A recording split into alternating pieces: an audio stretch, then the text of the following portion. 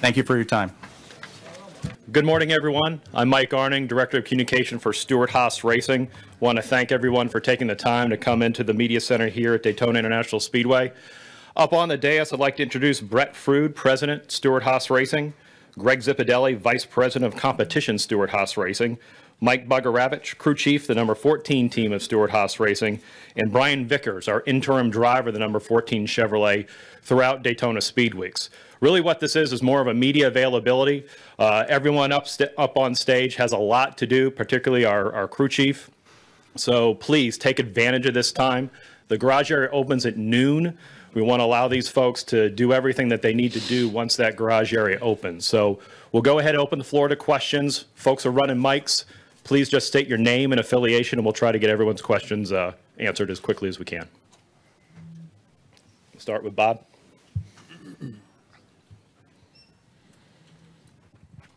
Bob Hocker, CSPN. Brian, when did you get off the blood thinners, and did you have to do anything differently to get approved this time than you had before? So the biggest thing is, I've worked with my doctors for the last year. We talked about this in California, trying to find the right plan that works for me to be able to race safely and keep me protected from clots. And, I've worked extensively with my physicians on that and found a plan. And then really beyond that, I was just living my life and waiting for the right opportunity. I mean, I told myself that, if I was going to come back to racing, particularly in the Sprint Cup Series, I wanted to be in a car that I was confident could win when I walked into the garage. And, it's unfortunate that this is the car I'm in because that means Tony's not here. And I have a tremendous amount of respect for Tony. I can understand what he's gone through. Unfortunately, I can very much understand what he's gone through the last few years and this whole team. I mean, it's as hard on these guys as anyone. So I hate that he's not here, but I'm honored to keep his seat warm until he gets back. I have a tremendous amount of respect for Tony and wish him a quick recovery. We'll go with Alan and then down here to the front. Alan Cavana, Fox Sports. Brian, just to be clear, I mean, were you actively searching for another ride? Obviously, this opening was a surprise to everyone. So had you actively been searching for another Cup ride or racing ride, for the last few months or so? Or I've been focused on some other stuff for the past year. Obviously, I let everyone know that I'm, once I worked with my doctors on a plan that would let me race, that I was available for the right opportunity. But it was only gonna be a winning car. And going into 2016, pretty much all of the best cars were the seat was taken. So I was happy to wait. I'm a patient guy, what my racing career, if you asked me 6 months ago what my racing career looked like, I had no idea. And what I wasn't going to do was get in something that I didn't feel like when I walked in the gate that I could win in. But what I did tell myself I was going to do was I was going to race again one day. It may not have been here, it may not have been in Daytona, it may not have been in Sprint Cup Series, but something. I love racing. I love being in a car. I love going fast. Maybe it was sports cars. I had a lot of fun in sports cars, and I still wouldn't rule that out. I'd love to drive them again someday. But this opportunity came up, and as soon as I got the call, they said, can you race? I said, absolutely. I would love to. And, it's pretty special. I mean, I wasn't sure if I would ever be in the Daytona 500 again. And, here I am. So it's an honor. And I couldn't be with a better group of guys and team and car. I've definitely got to thank everyone on the stage for helping me get here. Everyone at Stewart Haas Racing, Gene Haas, and everyone, Tony Stewart, for wanting me to go in his car. And it goes without saying, obviously, Bass Pro Shops and Mobile One for allowing me to sit in this seat. I mean, it's a big seat to fill, but I'm gonna do my best. We'll go with Kenny, Lee, and then Jim. Kenny Bruce with NASCAR.com. For Brett and/or Greg, we hear drivers talk about the unlimited and what you can and can't learn in that, whether it's valuable or not, the dangers of tearing up a car, the dangers of getting injured. What was the reasoning behind going forward with putting Brian in the car for that, and instead of just focusing solely on the 500? Well, I mean, anytime you have an opportunity to race, we're going to take it. I mean, we're competitors as a group. Gives Brian an opportunity to get back in the seat, gives Mike an opportunity to work with Brian, gets our crews and everybody to kind of gel. We've had a lot of changes, but first and foremost, we come here to win as a group. So it gives us our best chances to put Brian in the 14 car, and we had that opportunity to run. So we certainly, why wouldn't we? Brett, were there sponsorship concerns? Not necessarily. No, as Zippy said, it was getting seat time, getting our new crew together, and having the opportunity to go out and win. Lee? Lee Spencer, motorsport.com. Brian, we've seen you on Xarelto commercials more than we've seen you at the racetrack of late. But are you still associated with Xarelto? Do you still have to do maintenance? And, what do your blood levels have to look like to be deemed safe enough for you to race? So, yeah, I'm very proud of my partnership with as you mentioned, Janssen Xarelto. It's really a focus around bringing awareness to blood clots. Something unfortunately I've had to deal with for a long time. That partnership is still in place, and I'm proud of that. We're raising awareness a lot of different ways, particularly this coming next month, March, Blood Clot Awareness Month. As far as my personal medical situation is I've worked with, as I said earlier, I've worked with my physicians extensively, some of the best guys in the world. The guy that I've worked with for some time now, Dr. Moll, along with many others, Dr. Frank Pidcock and several other guys. I spent some time at the World Hematology Conference last summer working with them on some solutions, but I've worked extensively with them to find the right solution for me to keep me safe, in the car and out of the car. We'll go with Jim, and then over in the corner with Stan. Jim Utter, motorsport.com. A quick question for Zippy and for Mike. Zippy, if you could just kind of talk a little bit more about how you guys settled on Brian to begin with, unlimited or 500. Yeah, I mean, obviously when you're in a situation, you look at who's the best candidate, who has experience. We looked at his record from restrictor plate races. We looked at everybody that was available.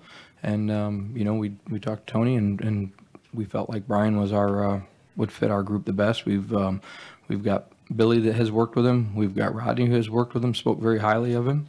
Obviously, we've raced against him. We know he's a good competitor. And, we just looked at what was our best chances to perform here at Speed Weeks.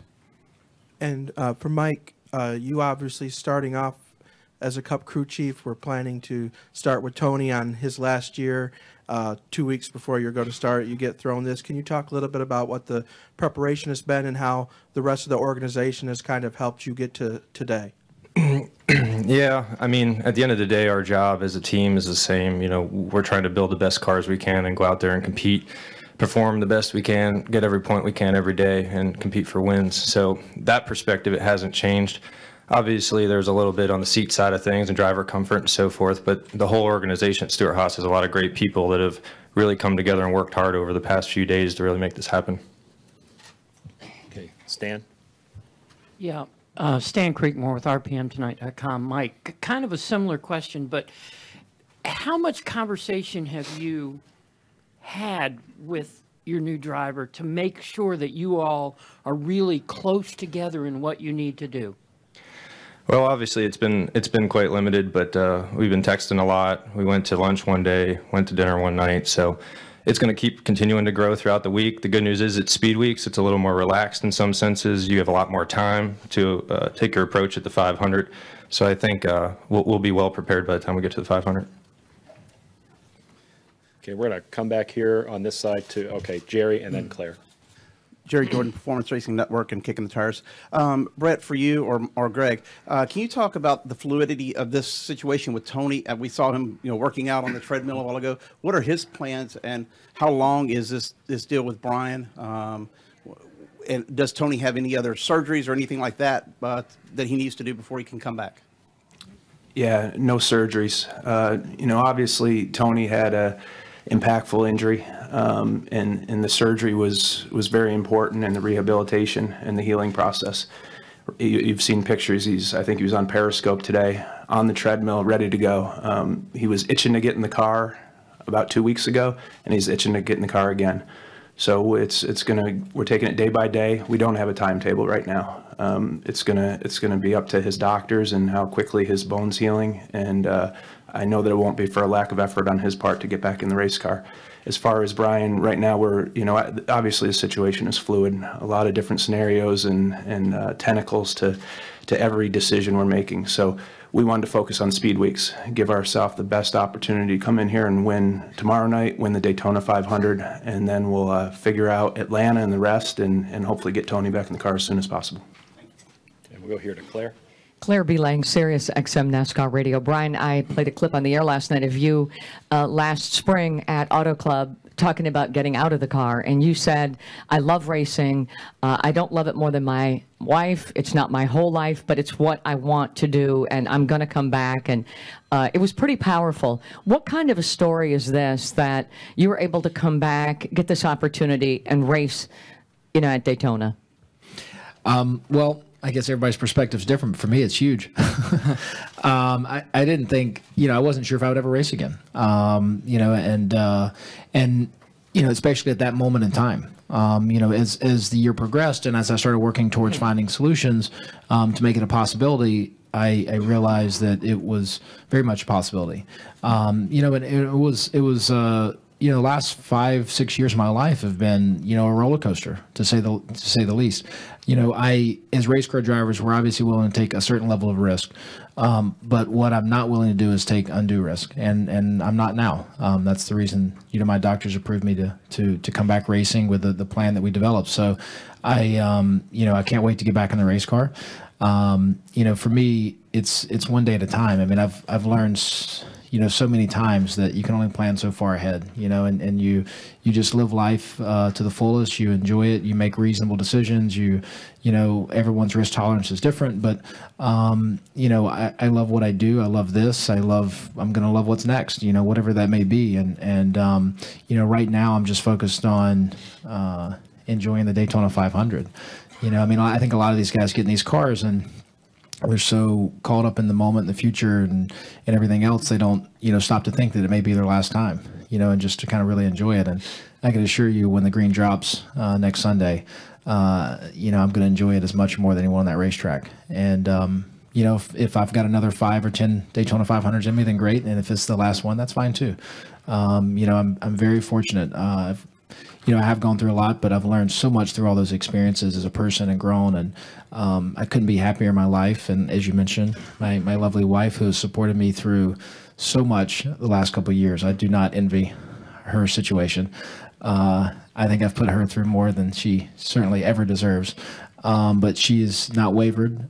She supported me. She obviously wants me to be safe as much or maybe more than I do. But she also wants me to be happy, and I'm happy right now. I'm loving it. I'm back, and I can't wait to work with these guys. I've spent some time with Mike. Great guy. I'm actually excited that it's his first race as a crew chief. We're going to grow together. We're going to learn together. It's going to be a lot of fun, and hopefully we're going to put this Bass Pro Shops Mobile One in Victory Lane. It's a pretty cool opportunity. So, okay, we'll go with Tom.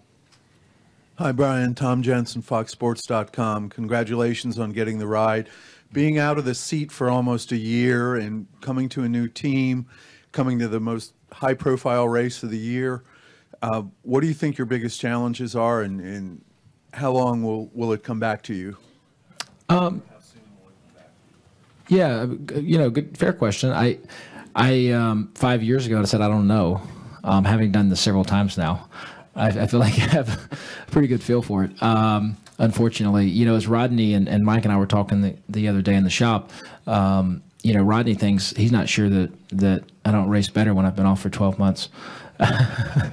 We had, I don't know, a string of top fives and a win, after being out of the seat for a while and running part time. So, there's certainly something to experience and seat time. There's no question about it. But my first race in NASCAR was 2001. So I've been to Daytona before, and, I learned a lot through those years, and I'm sure it'll take me, a half a lap or so to get warmed up. But I feel confident that, you know, from my past experience of being out of the car for, you know, 3 months or 6 months or even up to 11 months before, you know, I don't think it'll be a problem at all. Okay. Jordan, did you still have a question? Okay. Chris, and then we'll go back. Chris, Bob, and then Lewis. Chris Knight, catchfence.com for Brett. Are you at liberty to discuss the other potential candidates that were considered for Speedweek 2016? I suppose I'm at liberty. There was plenty of candidates, and a lot of good racers out there, a lot of young racers, but ultimately we came here to win, and we feel the guy to my right can get it done for us, and that's where we ended up. Bob Parker, CSPN. A couple for Brett. Is there a reason why you just haven't named Brian the interim for beyond this week? Are you looking at other drivers, or was it just the quickness that you had to get it done? And then also, do you have a charter yet for the 41? And if you did, how much did you pay for it? Always ask these ones. Right to the point. I'll start with the last question. We're working through the finishing touches of the charter. The 41 will be on the track today. As far as what we paid for it, I mean, Rob's a fairly reasonable guy, well traveled, enjoys cars, fine dining. So we ended up coming to an agreement. We're going to give him lifetime supply of Mobile One for his cars. And we're going to deliver Jimmy John's and Busch beer for the next 2 years. Good deal. What was the first one? Why not just name Brian the interim driver for the entire it's fluid. Want to understand the timing on Tony first, and then obviously we've got multiple partners and different considerations with our respective sponsors. So still working through that. Don't be surprised to see Brian in the car again, and we may also have other drivers. So we'll let you know when we get to that point. Lewis? Louis Frank of Reuters. Brian, taking Tom Jensen's question one step further, what's the biggest challenge of getting back in the car and running 500-miler next Sunday? Staying out of the big one. Yeah. I talked to the guys about it. I said, man, I don't know how you feel about this, but I'm not down for the ride in the back thing. I think we just go to the front and stay there. That's kind of my plan. I don't know what, I mean, I've stayed in great shape. I've always been a fit person, an active person. I spend a lot of time outdoors. I hike a lot, climb a lot, ski, fish, hunt, actually. It was one of the first questions I got. So, do you hunt or fish? I was like, yes, I do quite a bit, actually. So I usually do some big game hunting, every year and do a lot of fishing, particularly fly fishing. But I love to hike and climb. So I was training for, I was already training for a skinning trip. Skinning is where you hike, basically. You put skins on the bottom of your skis and you hike up the mountain and then ski down. So we had this, myself and some friends had this Alaskan trip.